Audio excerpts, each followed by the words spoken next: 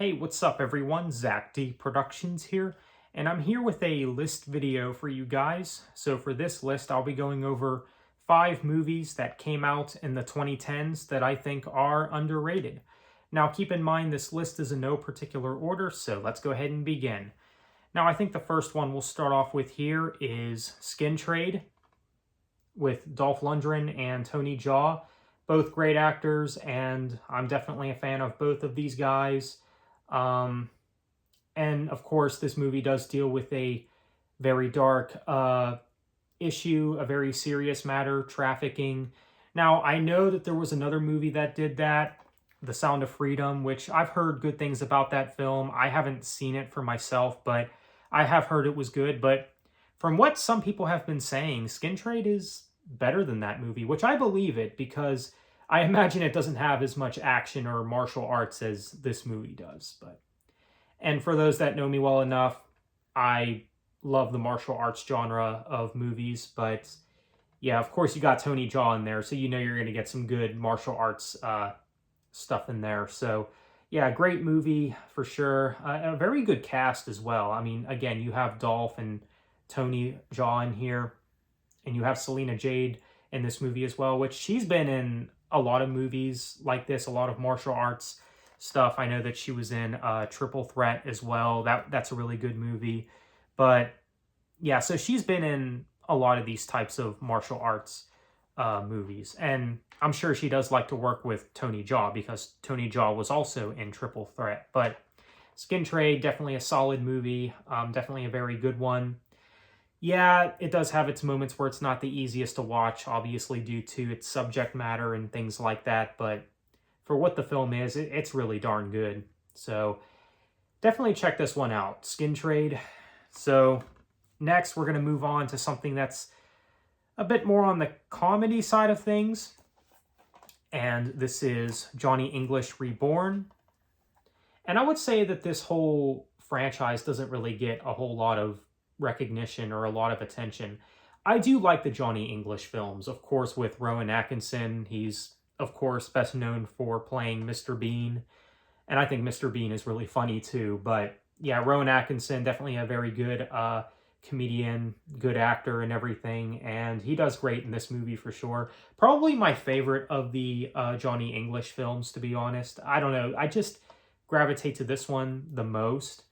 But yeah, this is a very solid film. And if you like action that's mixed with comedy, I would say definitely check this one out. It's basically like a spoof of James Bond, is basically what this is. So Johnny English Reborn, a very good movie, I'd say. And Rowan Atkinson's performance is, of course, really good in this.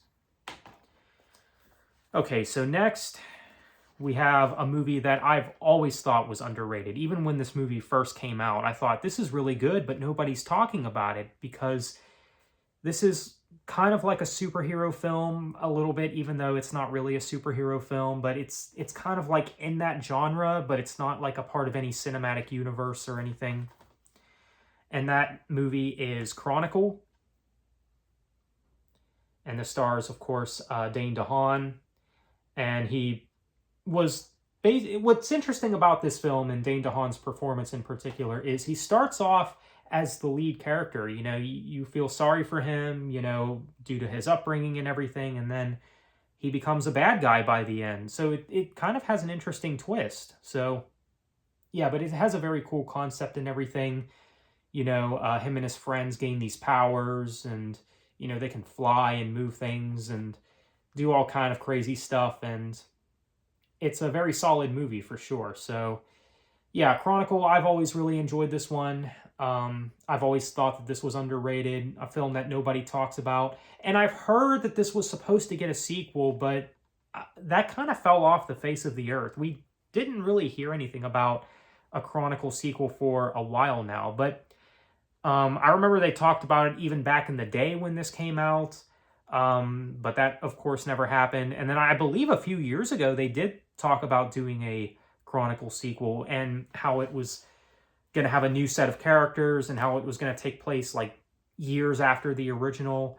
I don't know. I think it would be cool to get a Chronicle sequel, but you know, if this is all that we're going to get as far as Chronicle goes, that's fine by me. You know, I think this came out in 2012, I think, so I think at this point, it's just a bit too late. I think it's a bit too late at this point, but who knows? They could still do it. If they do it, I'll check it out, but if they don't, oh well. It is what it is. But Chronicle, always really dug this movie. Really good one for sure.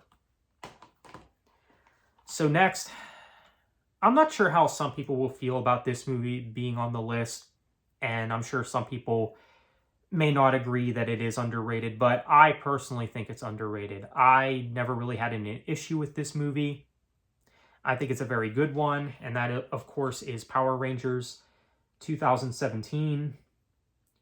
A very good one, I'd say. I mean, I do understand the complaints that Power Rangers fans have and just moviegoers in general. I understand the complaints that people have with this film, especially when, you know, they don't get their suits by the end of the film, but when they do get their suits in the movie, it's definitely worth the wait, because I think the action is solid, especially towards the end. You know, I thought that the cast did well in this film. I thought that you know, they all played the characters very well, and just how they all work together and things like that. And again, that showdown at the end it's obviously the highlight of the movie for sure. It's basically the reason you watch this film. But yeah, very solid. It's not the best thing that Power Rangers had to offer, but still good. I still really did enjoy this for what it was. So Power Rangers 2017, a good movie, I'd say. Not great or amazing or anything, but a good movie. Okay, so the last film for this list. Again, I'm not sure if some people would agree that this is underrated, but I would say it's at least an underrated sequel. And that would be The Expendables 2. And as you can see, I have the Expendables trilogy on 4K. But of course, The Expendables 2 is the one that I went for this video.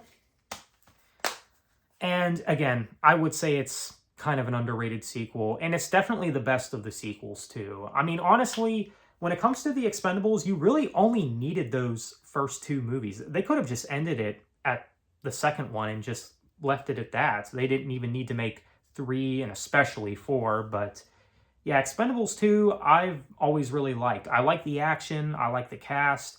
Of course, you have Sylvester Stallone back. He was in the first film along with Jet Li.